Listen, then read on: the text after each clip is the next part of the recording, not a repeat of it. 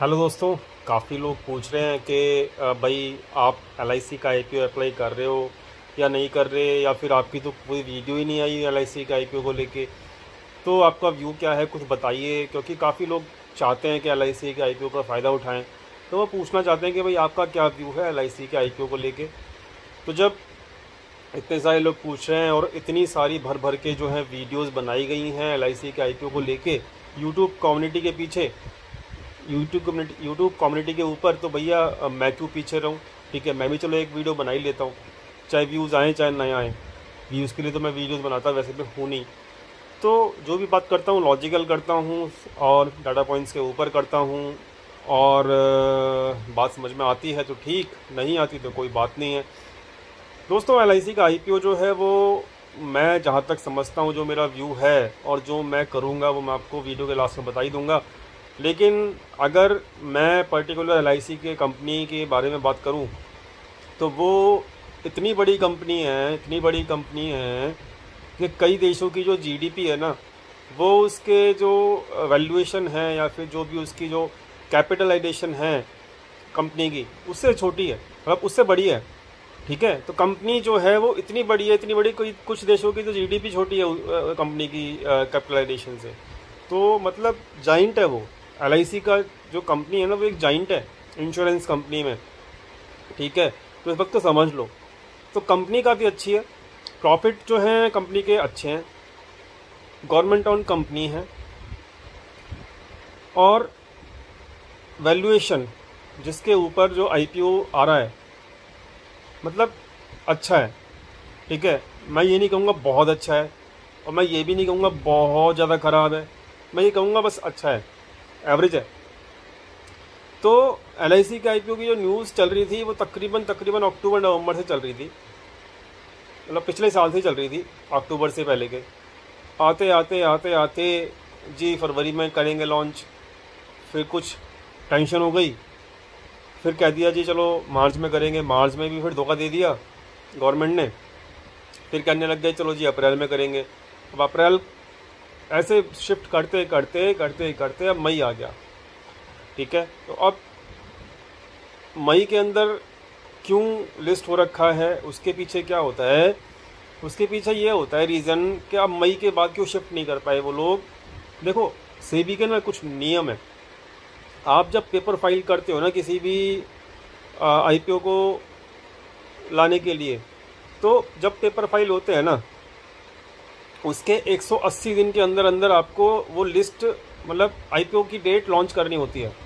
ठीक है, तो जो पेपर फाइल हुए थे ना, वो आपके मतलब 180 दिन के अंदर अंदर जो डेट बैठ रही है वो 16 मई बैठ रही है। तो अब जो पेपर फाइलिंग में जो खर्चा है या फिर जो भी है, मतलब जो प्रोसेस है उसको वो मानेंगे, उनको मानना ही पड़ेगा। ठीक है, तो ये समझ के चलो कि अब वो और डिले नहीं कर सकते थे। ठीक है, तो इस वजह से जो है अब मई के अंदर उनको ये करना ही पड़ेगा, और वो कर भी रहे हैं। ये तो बात हुई थोड़ी सी एक एक्स्ट्रा नॉलेज की कि भाई 180 दिन का जो टाइम पीरियड होता है वो फॉलो करना होता है किसी भी कंपनी को या फिर गवर्नमेंट को, जो सेबी के नियम है उसके हिसाब से जब पेपर फाइलिंग कर देते हैं वो लोग। तो ये तो एक नॉलेज की बात हो गई। कंपनी आपने सुन ली कंपनी कितनी बड़ी है। ठीक है, तो कुछ देश की जो जीडीपी है वो भी छोटी पड़ जाएगी इस कंपनी की मतलब जो कैपिटलाइजेशन है उसके हिसाब से। तो कंपनी अच्छी है, प्रॉफिट कमा रही है, सब कुछ बढ़िया है।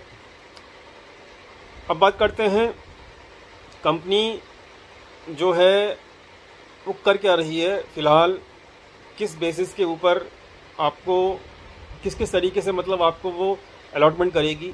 ख्याल रखना किस किस तरीके से आप एलआईसी के आईपीओ के अंदर अप्लाई कर सकते हो। देखो, आप पॉलिसी होल्डर हो ना, तो आप डायरेक्टली अप्लाई कर दो।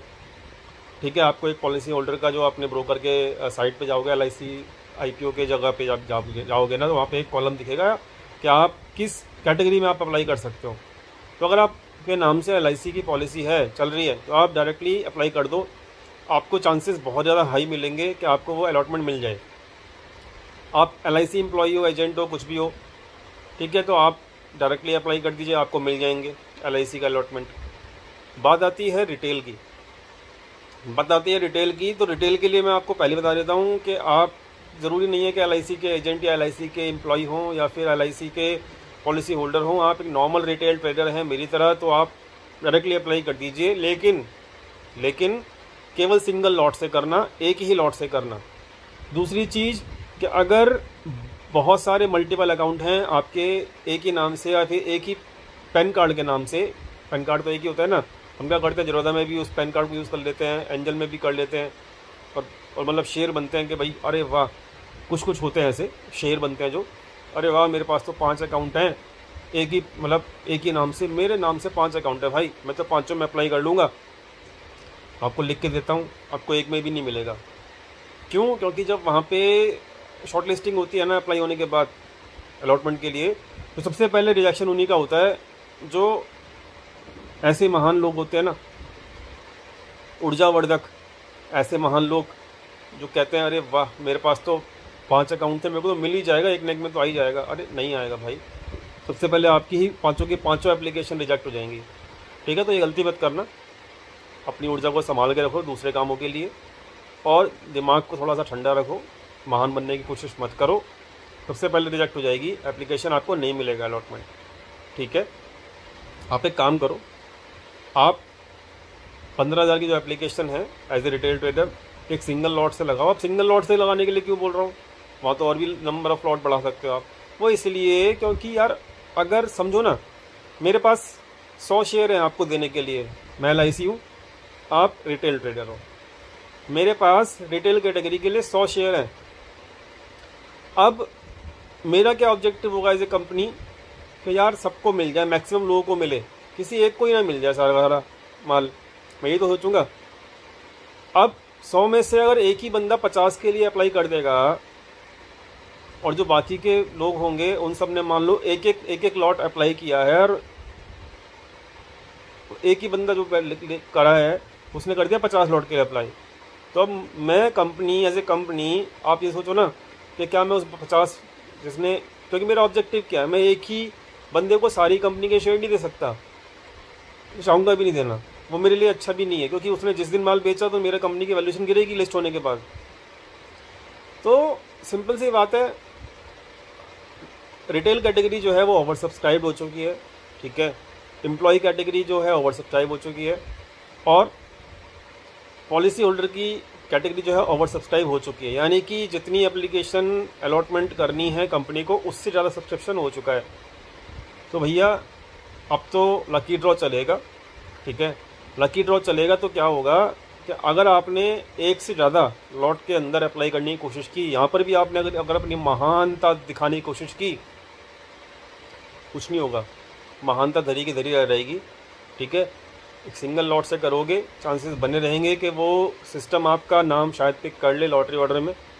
ठीक है, तो केवल करेगा उन्हीं का अब, क्योंकि वो ओवर सब्सक्रिप्शन हो चुका है, जिन्होंने सिंगल लॉट से अप्लाई करेगा।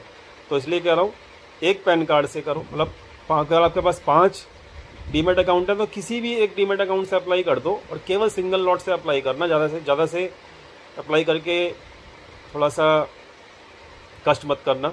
ठीक है, अलॉटमेंट मिलने के चांसेस तब आपके होंगे, और इसमें भी कोई 100% अलॉटमेंट मिलने के चांसेस नहीं होंगे, क्योंकि कंपनी को केवल जो है 100 शेयर बांटने हैं मान लो, और एप्लीकेशन आ गई अगर 200 शेयर की, तो 200 लोगों को तो मतलब 200 जो शेयर हैं जो एक्स्ट्रा एप्लीकेशन आई हैं वो तो रिजेक्ट हो ही जाएंगी ना, तो मिलेगा तो 100 को ही ना। तो भैया आपकी किस्मत में होगा तो LIC मिल जाएगा, नहीं होगा तो नहीं मिलेगा, लेकिन आपके चांसेस बने रहेंगे अगर आपने एक सिंगल लॉट के साथ किया तो, और वो भी केवल एक डीमेट अकाउंट से, 500 के साथ मत करना। ये हो गई बात, मैंने तीनों कैटेगरी की बात कर ली, पॉसिबिलिटी बता दी दोनों तीनों की, और क्या क्या कैसे कैसे आपको अलॉटमेंट मिलेगा वो बता दिया। अब बढ़िया बात जो है ना, वो इस IPO की सबसे बढ़िया बात जो है वो ये आती है कि भाई यहाँ पर डिस्काउंट मिल रहा है, जो प्राइस बैंड रखा गया ना वहाँ से 60 रुपये डिस्काउंट मिल रहा है। मतलब जो ग्रे मार्केट प्राइस में लिस्टिंग गेन है उसके अंदर 60 रुपये का डिस्काउंट प्राइस जो है वो भी आपका ही है। मतलब एक स्कोप है कि यार आपको लिस्टिंग गेन थोड़ा हो सकता है, अच्छा हो सकता है। अभी का जो लिस्टिंग गेन चल रहा है ना वो 10% चल रहा था फॉल आने से पहले, लेकिन जब से फॉल आया ना वो 5% के आसपास आ गया है। तो मैं ये बोलना चाहता हूँ कि यार डिस्काउंट जो है ना वो जब है आपको मिल रहा है 60 रुपये का, तो LIC कंपनी बड़ा शानी है, ठीक है। और कुछ हैं महान लोग LIC कंपनी में, वो सच में ही महान है जो इन्होंने ऐसा किया, तो उनकी महानता को सैल्यूट। और वो ये चाहते हैं कि सबसे ज़्यादा ओवर सब्सक्रिप्शन मिल जाए, मतलब लोग पीछे ना हटें, सब्सक्रिप्शन करें, वो ये चाहते हैं। इसलिए उन्होंने ये अट्रैक्शन प्राइस रखा, एक अट्रैक्शन फीचर दिया सबको। तो भाई सिंपल सी बात है, आपको ही मिलेगा, ठीक है। तो ये बड़ा पॉजिटिव पॉइंट है, कंपनी की प्रॉफिटेबिलिटी अच्छी है और वो भी अच्छा है, पॉजिटिव पॉइंट है। कंपनी का साइज़ इतना बड़ा है, वो एक पॉजिटिव पॉइंट है।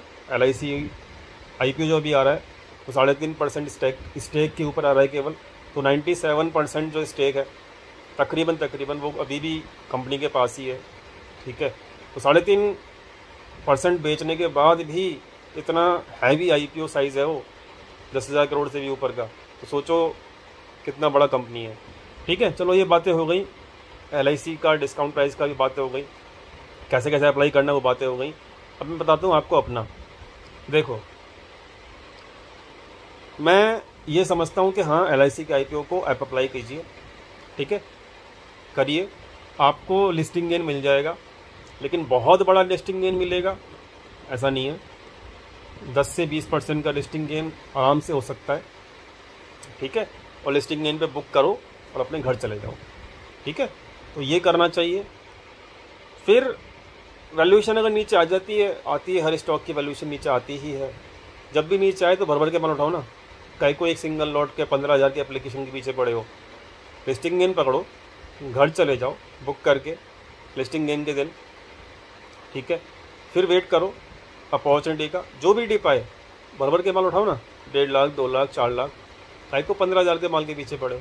तो मैं तो सिंपल अपना बताना हूँ, मैं जो करूँगा, अगर मुझे मिला IPO अलॉटमेंट मिला, मैं सिंगल एक काम करने वाला हूँ, लिस्टिंग गेन के अंदर जो भी 10-15% मिलेगा वो ले लूँगा, फिर आराम से शांति से बैठूँगा। फिर महीना 2 महीना जब भी मुझे मिलेगा एक नीचे लेवल पे मार्केट जहाँ पे लिस्ट हो रहा है ना, उसके नीचे मिलना चाहिए प्राइस, मुझे जब भी मिलेगा ना तो मैं भर के माल ख़रीद लूँगा लॉन्ग टर्म के लिए, इक्विटी के बेसिस के ऊपर, ठीक है। मेरा स्टांस आपको पता लग गया, मेरा डिसीजन आपको पता लग गया। अब बात करते हैं, मैंने आपको बता दिया कि मैं अप्लाई करने वाला हूँ रिटेल कैटेगरी के अंदर, ठीक है। 15,000 की एप्लीकेशन है, कर दूंगा अप्लाई आप आज भी कर सकते हो, सैटरडे को और संडे को भी कर सकते हो। अब थोड़ा सा एनालिसिस कर लेते हैं कि हो क्या रहा है मार्केट के अंदर। मार्केट के अंदर सिचुएशन ये है कि LIC के IPO के अंदर पैसा डाल रहे हैं बड़े प्लेयर कौन? HNIs। सैटरडे संडे ओपन है ना, तो अभी के जाके सब्सक्रिप्शन स्टेटस 2 घंटे बाद का हर 2 घंटे बाद चेक करोगे तो आपको पता लग जाएगा ये चीज़। तो मैं चेक करके आपको बता रहा हूँ कि बड़ा पैसा जो है आ रहा है, बड़ा पैसा जो है ना वो आ रहा है, HNIs का आ रहा है, म्यूचुअल फंड्स का आ रहा है, और मतलब DIS का भी आ रहा है। तो बड़ा पैसा अगर आ रहा है और वो अगर डाल रहे हैं पैसा, तो भैया वो लॉस तो करेंगे नहीं, बड़ा पैसा कभी लॉस तो करता नहीं है। तो यहाँ पर एक चांस ये भी बन सकता है, याद रखना कि यार यहाँ से ना जो मार्केट है ओवरऑल वो एक डेड कैट बाउंस दे दे आपको। अब आप कहोगे अरे यार ये तो पागल आदमी है, कल कह रहा था कि यहाँ पे क्या कहते हैं नेगेटिव डाटा है, अब क्या डेड कैट बाउंस आ सकता है। अरे मेरे भाई, वो एनालिसिस की थी इंट्राडे के लिए, जब हम पर डे के एनालिसिस करते हैं वो करते हैं हम इंट्राडे के लिए। और यहाँ पर मैं आपको बता रहा हूँ कि जब तक लिस्टिंग होगी 16 तारीख तक की बात कह रहा हूँ, तो 16 तारीख तक एक dead cat bounce relief rally की उम्मीद है। अब क्यों है उम्मीद, सोच के देखो जरा। जो आज के दिन सैटरडे के दिन मार्केट क्लोज है, लेकिन आप अप्लाई कर सकते हो LIC के अंदर, तो सोच के देखो ना, आज भी कल भी जब मार्केट बंद होगी, जब बड़े बड़े प्लेयर जो हैं HNIs वगैरह जो बहुत हैवी पैसा डालते हैं मार्केट के अंदर, म्यूचुअल फंड्स वगैरह, अब वो डाल रहे हैं पैसा, तो भैया वो लॉस थोड़ा करेंगे, और उनको प्रॉफिट करना है तो वो क्या करेंगे, वो भर भर के पैसा डालेंगे ना। यानी कि मनी फ्लो है ना मार्केट में, पॉजिटिव आ रहा है ना पैसा। अब वो मार्केट के LIC जो है वो पार्टी तो है, जब वो लिस्ट हो जाएगा तो वो पार्ट बन जाएगा ना कंपनी का, मतलब उसका मार्केट का। तो भैया मार्केट में पैसा आ रहा है, आज मार्केट बंद है फिर भी मार्केट में पैसा आ रहा है। तो मुझे ऐसा लगता है कि कहीं ना कहीं अगले हफ्ते में एक रिलीफ रैली आ जाएगी। अब वो कब आएगी, संडे को आएगी, वो सॉरी मंडे को आएगी, ट्यूसडे को आएगी, कब आएगी देखते हैं। बट मेरे हिसाब से एक रिलीफ रैली बनती है, क्योंकि 16 तारीख जो है ना वो एक लिस्टिंग डेट है, वहाँ तक 16 तारीख तक कम से कम एक रिलीफ रैली के जरिए मार्केट को एक अच्छे लेवल पे ले आएंगे, ताकि जो बड़े प्लेयर का जो पैसा, जो आज पैसा बड़ा प्लेयर लगा रहा है संडे को जो लगाएगा, उसका पैसा अच्छा खासा फंसे ना, मतलब उसका पैसा, क्योंकि अगर यहाँ से और मार्केट डायरेक्टली नीचे चला गया बिना रिलीफ रैली दिए हुए, तो क्या होगा ना, उनको लॉस हो जाएगा। बड़ा प्लेयर लॉस नहीं करता, आप समझदार हो इस बात को, ठीक है। तो ओवरऑल मार्केट भी थोड़ा रिलीफ रैली देने के लिए तैयार हो जाएगा, ठीक है। कोशिश है रिलीफ रैली दे दे, सिनारियो भी बने हुए हैं, ठीक है। मेंबर्स ओनली वीडियो में वो चीज़ कौन से लेवल तक मार्केट कैसे करना है प्ले रिलीफ रैली के अंदर, वो मेंबर्स ओनली वीडियो के अंदर बता दिया, इस हफ्ते की पूरा खुल के बता दिया। गैन डेट्स जो हैं वो भी बता दिए, ठीक है। हर चीज़ बता दिया मेंबर्स को, पहले से पहले एडवांटेज है उनको थोड़ा सा, क्योंकि वो पे करते हैं भाई, ठीक है। तो ज़्यादा जो थोड़ा बहुत पे करेगा भाई, उसको थोड़ा बहुत एडवांटेज तो मिलना चाहिए ना, सिंपल बात, खुली बात है, ठीक है। नेगेटिव लोग डाल सकते हो कमेंट के भैया आप तो जो पेमेंट दे रहा है उसका ही ख्याल रख रहे हो, नहीं जी आपको भी ख्याल रख रहा हूँ। आप फ्री टेलीग्राम चैनल पे आओ, पता लग जाएगा आपको। डेली वीडियोस में जो डिस्कशन होता है ओपनली होता है, तो देखो उसको, फ़ायदा करो, ठीक है। बस थोड़ा सा एज है जो पे करता है उसके लिए। तो मेंबर्स ओनली वीकली वीडियो के अंदर उनको सब बता दिया गया है, आपको बता रहा हूँ कि पैसा आ रहा है मार्केट के अंदर, LIC IPO के अंदर पैसा आ रहा है, और वो LIC IPO में जो पैसा आ रहा है वो बड़े प्लेयर्स का आ रहा है, और बड़ा प्लेयर पैसा जब लगाएगा तो वो मार्केट को एक रिलीफ, तो मार्केट में एक रिलीफ तो बनता है, क्योंकि मार्केट कभी भी बड़े प्लेयर को पनिश कभी नहीं करता, ठीक है ना। तो समझदारी का इशारा, समझदार को इशारा काफ़ी, और जो मेरा डिसीजन है वो आपको मिल गया, उम्मीद करता हूँ समझ में आ गया होगा, ठीक है। अब और क्या बताऊँ, और कोई डाउट है तो पूछ लीजिएगा कमेंट सेक्शन में, शायद बता दूँ आपको, टाइम मिलेगा तो, ठीक है। उम्मीद करता हूँ वीडियो समझ में आ गई होगी, समझ में आ गई होगी तो दोस्तों को दे देना, शेयर कर देना व्हाट्सएप पे, ठीक है। थोड़ा सा सब्सक्राइबर बढ़ जाएंगे मेरे, है ना, तो भीख मांगनी पड़ रही है, ऐसा कुछ लोग कहेंगे कि ये तो भिखारी बन गया। कोई बात नहीं यार, मेरा चैनल है, मैं अपने चैनल पे भीख मांगूँ, लोगों से पैसे मांगूँ, कुछ भी करूँ, आपको क्या, ठीक है। मजाक कर रहा हूँ वैसे तो, ठीक है, दिल पे मत लेना। दोस्तों के साथ शेयर कर देना, और बात पसंद आई हो, डाटा पॉइंट्स को लेके, मार्केट के व्यू को लेके, कैसे अप्लाई करना है समझ में आ गया हो तो लाइक भी कर देना। सब्सक्रिप्शन तो कर ही लोगे आप, चैनल को सब्सक्राइब तो कर ही लोगे, घंटी ज़रूर दबा देना, ठीक है। चलो, कड़वी बातें बोल रहा हूँ थोड़ी बहुत, नेगेटिव लोग थोड़े से उछलेंगे, कमेंट मारेंगे, कोई बात नहीं यार, उनको भी जीने दो, उनका भी हक है, जो वो करना चाहते हैं करने दो, ठीक है। बाकी पॉजिटिव लोग पॉजिटिविटी लेते रहो, और बस बढ़ते रहो आगे। मार्केट जैसा भी है आपको दिख जाएगा, रिलीफ रैली आएगी इस हफ्ते, तो एंजॉय करना, और थोड़ी दुआ दे देना मुझको, ठीक है, क्योंकि मैंने बोला है थोड़ा रिलीफ रैली आ सकती है, रीज़न बता दिया आपको क्यों, ठीक है। चलो, कहाँ तक आएगी मेंबर्स को बता दिया है, पेमेंट किया उन्होंने, इसलिए बाकी देखते हैं क्या होता है आगे। Thank you so much for watching this video.